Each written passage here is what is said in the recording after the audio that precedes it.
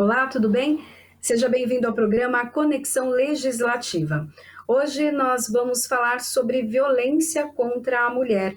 Para falar sobre esse tema, eu recebo Paula Santana, que é defensora pública e coordenadora do Núcleo Especializado de Defesa da Mulher. Seja bem-vinda, doutora. Obrigada, agradeço o convite, muito importante esse espaço, esse momento aqui com vocês. Doutora, nós estamos no mês de março, né, Dia Internacional da Mulher, Mês Internacional da Mulher, mas nós vemos que a questão do feminicídio aumenta a cada dia. Conta um pouquinho para a gente sobre como que nós chegamos nesse momento da sociedade.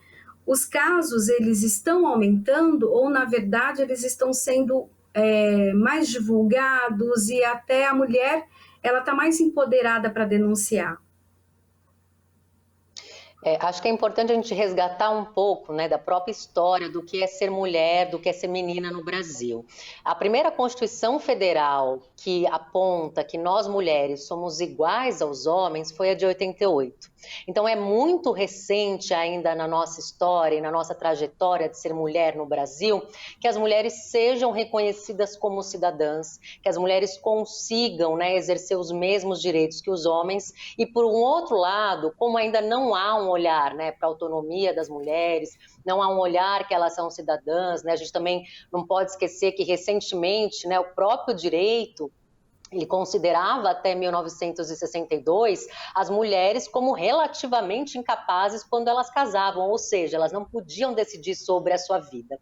Então, toda essa construção social, né, que ainda faz parte da nossa vida, no sentido de que ainda não há na nossa sociedade, né, uma garantia de que as mulheres são sim iguais aos homens e, portanto, podem exercer o mesmo trabalho, né, podem fazer as suas escolhas de vida, podem decidir se querem ou não constituir família, diante dessas negativas, né, de ser cidadã, nós ainda, mulheres, recebemos, né, diante aí de muitas vezes quando queremos decidir sobre o nosso caminho, respostas que são respostas violentas. Então são respostas que nos lembram, né, que ainda nós não temos direito de decidir sobre nós mesmos. E por isso que o Brasil, internacionalmente, ele é o quinto país no mundo com maior número de mortes nesse contexto doméstico e familiar, porque ainda no Brasil nós precisamos avançar para essa questão da igualdade, né? Então, por isso que ainda nós temos números muito alarmantes,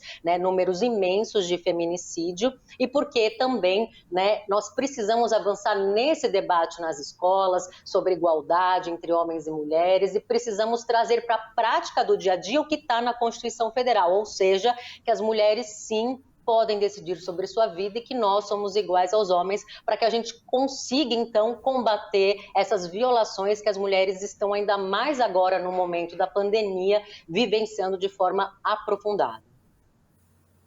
A questão da violência contra a mulher, ela está ligada diretamente ao machismo ou até a esse homem que não sabe lidar com essa nova mulher que é empoderada, que trabalha, que estuda, que sabe tomar suas decisões, que toca a sua própria vida.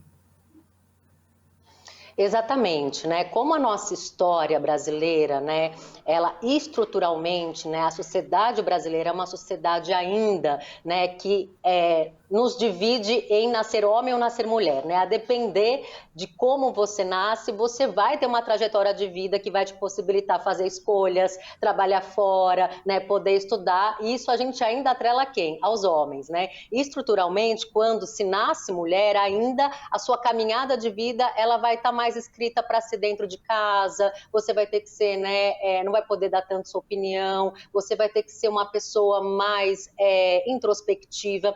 Então, essas características, né, essas funções sociais que ainda, né, a gente criou culturalmente como se fosse algo inato a ser homem ou a ser mulher, tem consequências muito graves para a vida das mulheres ainda, porque exatamente quando as mulheres tentam, né, não exercer esse papel que ainda nos é escrito anteriormente ao nosso próprio nascimento, né, muitas vezes nós recebemos como resposta violações ou discriminações, né? Então, quantas vezes, né, as mulheres ainda não conseguem estar no espaço público, não conseguem, né, ainda estar, como nesse momento, nesse programa, no espaço político. Então, quanto ainda o espaço público não é nosso e não é das mulheres, e por outro lado, nós temos ainda, né, esse não olhar de cidadania para as mulheres. Então, esse olhar ainda de objetificação, esse olhar ainda que dentro de uma estrutura familiar nós não temos direitos iguais ao homem, por exemplo. Então, todas essas desigualdades, todos esses papéis pré-determinados, eles vão levar, sim, que a gente ainda vive estruturalmente numa sociedade em que nascer mulher ainda vai trazer diversos obstáculos para que aquela mulher consiga, né, ter o seu caminho. E claro, esses obstáculos eles vão se intensificando a depender se essa mulher é uma mulher com deficiência, uma mulher negra, uma mulher que não teve a possibilidade de estudar, que não tem um rendimento. Então também esses outros obstáculos tornam ainda mais difícil ser essa mulher nessa sociedade atual. Doutora, e quais as situações em que é considerado, então, violência contra a mulher? Algumas pessoas até acreditam, né, que a violência é quando tem alguma coisa física, né, alguma situação física, mas não é só isso. Eu queria que a senhora explicasse para quem está em casa, para até mulheres que passam por essa situação consigam se identificar. A Lei Maria da Penha, que é essa importante lei que vai definir o que é a violência praticada contra as mulheres, dentro desse contexto doméstico e familiar, ela nos ensina o quê? Ela vai nos ensinar primeiro que essa violência, ela vai acontecer contra uma mulher simplesmente por ela ser mulher, ou ser menina, ou ser adolescente. Num segundo ponto, a lei vai trazer que essa violência vai acontecer ou dentro de uma família, independente de você conviver ali no dia a dia com esse familiar, ou esse familiar ser biologicamente ou ser consanguíneo, né? Alguém que você considere seu familiar, ou essa violência ela ser realizada dentro da sua casa, independente daquele agressor ser alguém que seja seu familiar ou que você tenha um relacionamento afetivo, pode ser alguém com quem você divida a sua casa, ou por fim alguém com quem você tenha um relacionamento afetivo, casamento, namoro, união estável, ou que você tenha rompido esse relacionamento afetivo. E aí a Lei Maria da Penha, ela ilustra algumas formas de violência dentro desse contexto, que é a violência física, como você falou, que é a que a gente conhece mais, e também porque ela é visual, né? Então normalmente a gente vê uma lesão em alguém, vê um machucado em alguém, a gente fala, então talvez essa mulher precise de ajuda, né, esteja numa situação de violência, mas a Lei Maria da Penha ela não para por aí. Ela vai trazer a violência psicológica, que é qualquer forma de controlar a vida dessa mulher, de chantagear, de diminuir sua autoestima, qualquer forma ali de tentar com que ela não possa escolher, né, sobre sua própria vida. Também a violência sexual, que é qualquer forma de controlar os seus direitos sexuais reprodutivos, que vão desde, né, o estupro, como também qualquer forma da mulher não poder, por exemplo, controlar se deseja ou não ser mãe, não poder ali tomar um método contraceptivo porque o companheiro não permite. Então, qualquer forma de controle desse aspecto da vida da mulher. Violências morais também ligadas à honra dessa mulher. Também a violência... nós temos a violência moral, a violência física patrimonial, então também qualquer forma de controlar a vida dessa mulher relativo, né, à sua conta bancária, ao seu salário, aos seus instrumentos de trabalho. Então essas violências, né, a Lei Maria da Penha traz para nos ajudar a ilustrar que a violência doméstica e familiar, como você bem disse, vai muito além da violência física, e a Organização Mundial da Saúde, ela ressalta que a violência mais presente nesse contexto doméstico e familiar é a violência psicológica. Então essa nós precisamos prestar atenção, né? Mulheres que estão muito caladas, que não conseguem, né, estão sempre com baixa autoestima, que têm dificuldade, né, mesmo de ser atendida por um serviço porque foi silenciada muitas vezes, ou ela está sofrendo alguma chantagem. Então, para essas mulheres, nós precisamos ainda dar uma atenção maior, porque não é uma violência visual, né, é uma violência psicológica, então ela é internalizada por essa mulher, e é muito importante que as mulheres conheçam essa forma de violência, porque ela é a mais presente e, infelizmente, também é a que a gente mais normaliza. Por que a gente normaliza? Porque muitas vezes nós ainda nominamos, né, essa violência psicológica como cuidado. Então, aquele companheiro que não deixa a mulher sair para estudar, ai, mas isso é um cuidado, ele não quer que você seja assaltada, ou, ai, ele sempre olha o meu celular, mas isso é um cuidado, ele quer saber se, né, com quem que eu estou falando, enfim. Todas essas formas de controle, elas não são cuidado, e sim, como a Lei Maria da Penha define, uma violência, e uma violência muito grave. Como uma mulher consegue sair desse ciclo de violência? Acho que o primeiro passo muito importante, né, é que os estados, né, municípios e o próprio Brasil, eles constantemente reafirmem a importância de se prevenir e de combater a violência, né? Antes da Lei Maria da Penha, essa violência ela era considerada como algo privado, que as pessoas não se intrometiam, né? Então a gente tem aquele jargão, em violência, em briga de marido e mulher não se mete a colher, e até hoje a gente internaliza exatamente que, ai, não, aquela briga eu não vou me envolver, isso não é sério, isso, né, só dá conta daquele casal e daquela família. Então esse é o grande ponto que a Lei Maria da Penha nos provoca e nos traz para ação, inclusive os estados, municípios e o próprio Brasil. Então o Brasil ele tem que efetivamente, né, olhar para a violência doméstica e familiar como uma violação de direitos humanos das mulheres e a partir daí criar políticas públicas para que as mulheres também consigam sair desse ciclo de violência. Então o que essas mulheres precisam, né? Precisam conseguir acessar o sistema de justiça para pedir uma medida de proteção, elas precisam, né, de benefícios assistenciais, porque muitas vezes elas não têm uma renda, ou, né, o companheiro se apropriou da renda, se apropriou da carteira de trabalho, naquele momento ela não consegue um trabalho, ou também uma política habitacional, porque muitas vezes essas mulheres, né, estão morando de aluguel, não têm um lugar, né, para ficar também com seus filhos, que muitas vezes também são vítimas dessa violência, porque ela acontece dentro de casa. Então, é uma política importante também que as mulheres precisam para conseguir romper essa violência e também muito importante, né, que esse atendimento da mulher seja sempre plural no sentido de que elas vão precisar de diversos apoios, né? Além da medida protetiva, além do processo de divórcio, ela vai precisar dessas políticas que eu trouxe, né? Habitação, vai precisar de um abrigo sigiloso, né? Um lugar que ela possa ir no caso de uma violência muito grave, ela vai precisar de uma creche para essas crianças porque ela teve que mudar de território com seus filhos, enfim, esse olhar pluridimensional, ele é muito importante e isso a Lei Maria da Penha traz no artigo 8º. Né, essa resposta plural para as mulheres, ainda mais nesse momento da pandemia, em que nós vemos, né, que as mulheres estão mais empobrecidas, porque elas estão mais fora do mercado formal, né, elas recebem menos, trabalhando no mesmo cargo que um homem, então as mulheres estão sentindo no seu dia a dia todas essas consequências da pandemia, então a política pública é essencial, e também entendo como essencial que ao atendermos essa mulher em situação de violência doméstica, nós, Estado, Serviço do Sistema de Justiça, Serviço da Assistência Social, Segurança Pública, nós não podemos revitimizar também essa mulher. O que eu estou querendo dizer com isso, né? Colocar burocracias desnecessárias para essa mulher conseguir acessar as políticas que ela precisa, ou desqualificar aquela mulher como se ela estivesse mentindo em relação à violência que ela vivenciou, né? Ou fazer perguntas que denotem ali que você não está acreditando naquela mulher, e a partir do momento que o próprio Estado, né, ele pratica essas violências que a gente denomina de violências institucionais, as mulheres também não procuram mais o Estado para sair dessa violência, e aí a gente vai culminar nos tantos feminicídios que a gente vê.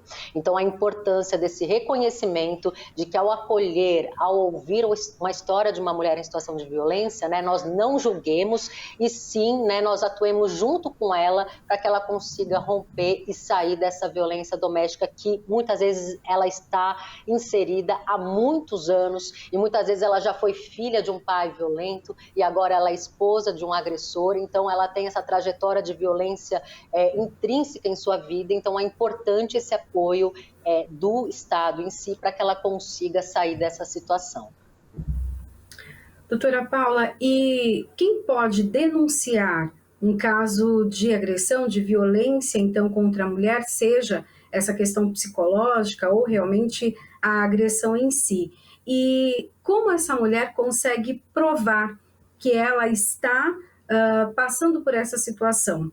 Quando a mulher ainda chega com marcas, com hematomas, tem todo um procedimento que a senhora pode explicar, por gentileza, qual é, né, para a comprovação realmente que houve ali uma agressão, mas e no caso de uma agressão psicológica, como que ela consegue provar? Porque, pelo que eu entendo, só pode haver uma investigação se tiver uma prova inicial. Se eu estiver enganada, a senhora pode me corrigir, por favor. Acho que é importante, então, a gente separar em duas esferas, né? Existem duas esferas que uma mulher em situação de violência, ela pode pedir para o Estado auxiliá-la, né? Primeiro é a medida protetiva. A medida protetiva, qual que é a finalidade? De proteger a integridade física e psicológica dessa mulher. Pela Lei Maria da Penha, não há necessidade da mulher denunciar criminalmente para acessar a medida protetiva. Isso pode ser uma escolha. Quais órgãos hoje podem pedir a medida protetiva, né? Ela pode contratar um advogado, se ela tiver a possibilidade, ele vai fazer um pedido, procurar a Defensoria Pública, né, nos casos em que ela não tem a possibilidade de arcar com um advogado ou advogada, ou também o Ministério Público. Então, esses três atores, eles são responsáveis por levar esse pedido da mulher no sentido de, olha, eu quero que ele não se aproxime, quero que não entre em contato, eu sei que ele tem posse ou porte de arma, eu quero a suspensão, eu preciso que a minha matrícula dos meus filhos, ela fique em sigilo. Tudo isso que eu estou falando está na Lei Maria da Penha, são diversas as medidas protetivas que as mulheres podem solicitar. Inclusive, tem medidas protetivas também para o trabalho dessa mulher. Então, ela pode, por exemplo, se o local do trabalho configurar um risco, né, muitas vezes ela vai para o trabalho, o agressor sabe, vai atrás, ameaça, ela pode pedir uma suspensão temporária desse contrato de trabalho sem ser demitida. Então, a Lei Maria da Penha, ela tem inúmeras protetivas muito importantes que vão tentar proteger, além da própria integridade física e psicológica, o trabalho, a questão, né, dos filhos conseguirem estudar, como também, né, a questão de guardas e visitas, tudo isso a gente pode pedir sobre a via protetiva. E para isso, a Lei Maria da Penha não fala que as mulheres são obrigadas a denunciar. Essa é a segunda esfera. Caso a mulher também deseje uma responsabilização criminal daquele que pratica a violência, aí ela vai fazer uma denúncia. Onde que ela pode fazer essa denúncia? Pela delegacia. Hoje, as delegacias aceitam e possibilitam aqui no estado de São Paulo que essa denúncia seja feita pela internet, o que foi um grande avanço nesse momento da pandemia, que as mulheres podem solicitar através da delegacia a denúncia e também fazer o pedido de medida protetiva pela delegacia, tudo pela internet, exceto a violência sexual, que essa é preciso ir até a delegacia para realizar a denúncia. Então, pensando aí numa responsabilização penal, é possível então fazer, né, o que a gente conhece, o boletim de ocorrência, fazer essa declaração e a partir então dessa denúncia vai ter um inquérito que vai investigar e depois essa investigação é enviada para o Ministério Público, que vai de início decidir se há ali um mínimo de prova para a gente saber se essa parte criminal continua. Então, pensando na questão probatória, né, para medidas protetivas, eu entendo que o relato da vítima bastaria, mas a gente sabe que muitas vezes se exige outras provas, né? Então, que provas eu entendo que podem ajudar? Às vezes tirar uma cópia, né, das mensagens que são enviadas no celular ou na rede social. Se a mulher está tomando algum medicamento por conta dessas violências, né, que ela está vivenciando, isso também é uma prova interessante. Ou também, né, um relatório de algum serviço que esteja acompanhando, né, uma psicóloga ou algum centro de referência que está fazendo esse acompanhamento, né. A própria Defensoria também conta com psicólogos, psicólogas e assistentes sociais que nos ajudam também na elaboração desses relatórios, ou também declarações de testemunhas que sabem dessa situação de violência que essa mulher está vivenciando, né? Então, independente, né, claro que se tiver uma marca, você pode tirar fotografia, às vezes não tem uma violência física, mas se quebra algum objeto, uma porta, uma janela em casa, você pode tirar essa foto, gravar áudio também. Então, hoje a gente tem, né, essa ideia, que a gente vai tirando ideias, às vezes, da caixinha mesmo, para pensar aí em como convencer o sistema de justiça da necessidade dessa medida protetiva. E aí também essas provas podem auxiliar nessa responsabilização penal, né, exatamente para conseguir também que, caso a mulher assim deseje, esse agressor ele também possa vir lá para frente a ter ali uma condenação. E aí acho que uma terceira via também que é possível é a responsabilização civil, que às vezes a gente também não conversa muito sobre esse tema, que é a possibilidade da mulher também pedir indenização por todo esse tempo de violência que ela viveu. Muitas vezes ela deixa de trabalhar, né, ela perde o contato com todos os seus amigos, com a sua família, né, ela deixa de ter aí oportunidades na sua vida, e há a possibilidade então também pela Defensoria Pública de solicitar esse pedido de indenização. A senhora falou também da importância das políticas públicas, né, em defesa dessas mulheres. O que temos hoje é suficiente? Eu sei que a rede em si ela é bem completa, ela atende a mulher em várias esferas, mas ela é suficiente nesse momento? O que elabora as leis, que né, fiscaliza também a execução dessas leis, pode colaborar ainda mais? Novas leis precisam ser criadas? O que a senhora entende como o ideal? Uhum. Nós estamos acompanhando desde 2014 uma diminuição no orçamento federal em relação a políticas públicas, e isso nós vemos na prática um sucateamento dessas políticas no sentido de terceirização, de menos contratação, de não conseguir avançar, né? A gente sabe, por exemplo, que o estado de São Paulo nós temos 645 municípios, né? Um estudo que nós levantamos, hoje o estado de São Paulo conta com menos de 5% de municípios que têm um abrigo sigiloso, que é esse abrigo para as mulheres em situação mais grave de violência. Então, essa é uma política pública que ela é muito importante, porque a mulher consegue sair rapidamente de casa numa situação grave e ir para um lugar sigiloso com seus filhos, mas hoje a gente tem pouquíssimos abrigos, né? Então, nós precisamos avançar, porque muitas vezes o que eu sinto é que, às vezes até sem nenhuma má fé, a gente acaba colocando muito na conta da mulher que ela não rompe a violência, né? Que ela não sai, que ela não denuncia. Mas nós precisamos olhar como uma sociedade, e também aí a importância, né, do legislativo exatamente para acompanhar a execução das políticas que já existem, também pautar para que elas aumentem, que a gente precisa garantir para essas mulheres que, quando elas acionarem o Estado, elas conseguirão ter uma resposta de política pública. Então, acho que um primeiro ponto que seria muito importante avançarmos no Estado de São Paulo é aumentar o número de abrigos sigilosos, também a gente caminhar para políticas habitacionais, então auxílio aluguel para mulheres em situação de violência doméstica, ou outros benefícios assistenciais que consigam garantir uma renda mínima para que ela consiga romper essa situação de violência e morar num outro local e restabelecer a sua vida, são extremamente importantes.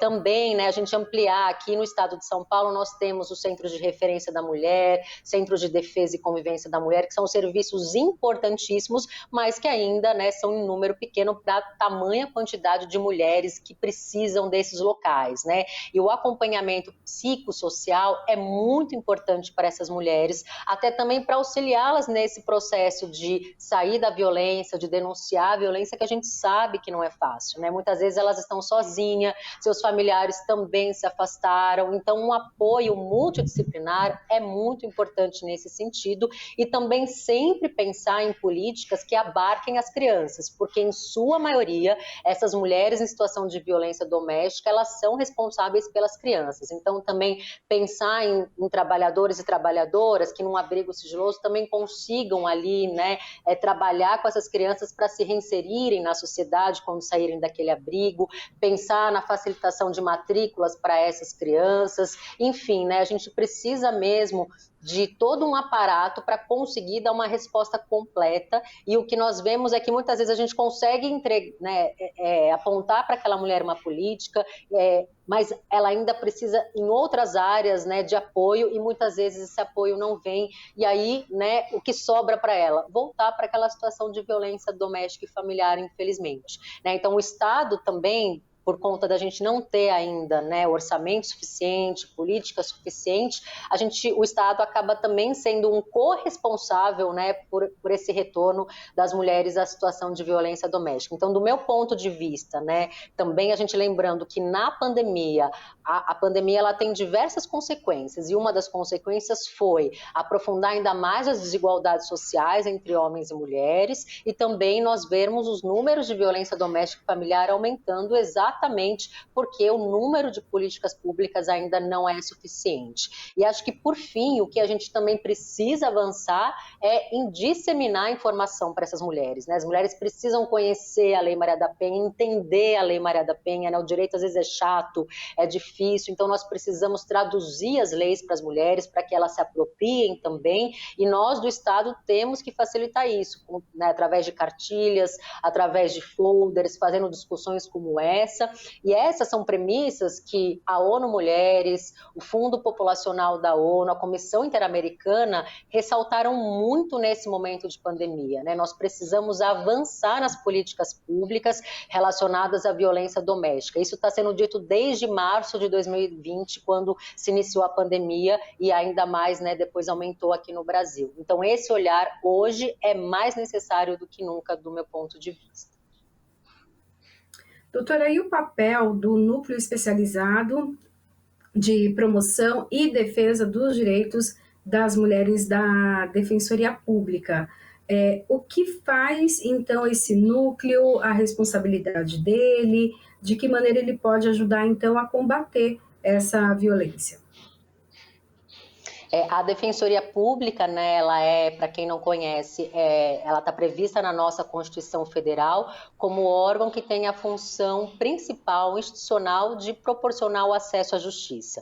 Esse acesso à justiça, ele é feito tanto pelos processos, então a possibilidade de pedir uma protetiva, né, como eu mencionei aqui, que a Defensoria, né, é o lugar, como também para pedir pensão alimentícia, divórcio. Então, esse é o papel, né, tão importante da Defensoria, como também dentro da Defensoria, nós temos núcleos estratégicos exatamente para pensar em políticas públicas para determinados grupos que ainda hoje são considerados vulneráveis pela questão social, né? E as mulheres, apesar de quantitativamente nós sermos maioria, ainda socialmente nós somos ainda vulneráveis, e aqui, né, nesse tema que estamos falando, principalmente pela questão da violência doméstica e familiar. Então, o NUDEM, ele tem dentro da Defensoria esse papel de acompanhar políticas públicas, de dialogar com o Legislativo, né? Nós conversamos muito com deputados e deputadas para fazer troca de ideias sobre propostas que entendemos importante, elaborar pareceres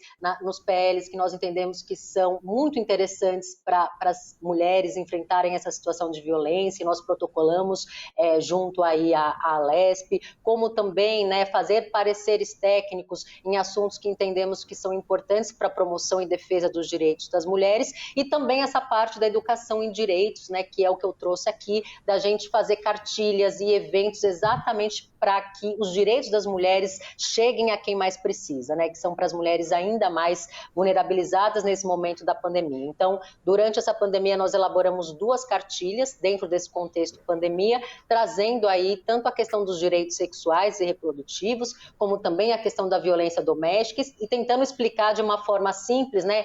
Quais são os seus direitos, quem você procurar nesse momento, no caso de uma urgência, quem você deve procurar, e também o Núcleo de Promoção e Defesa dos Direitos das Mulheres, ele é esse canal também de atendimento, muitas vezes inicial das mulheres, então quando elas não sabem aonde procurar, se no seu município tem defensoria, podem também acionar o núcleo, que a gente auxilia também nessas orientações internas, e também, né, damos orientações gerais para as mulheres caso tenham dúvidas iniciais aí sobre seus direitos.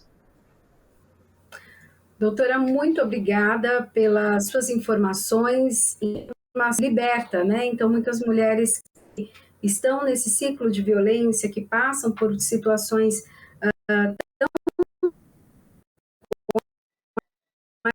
essas informações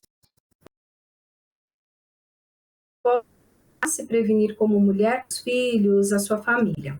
Bom, eu quero agradecer, então, conversei com a Paula, que é defensora pública e coordenadora do Núcleo Especializado de Defesa da Mulher. Muito obrigada, doutora.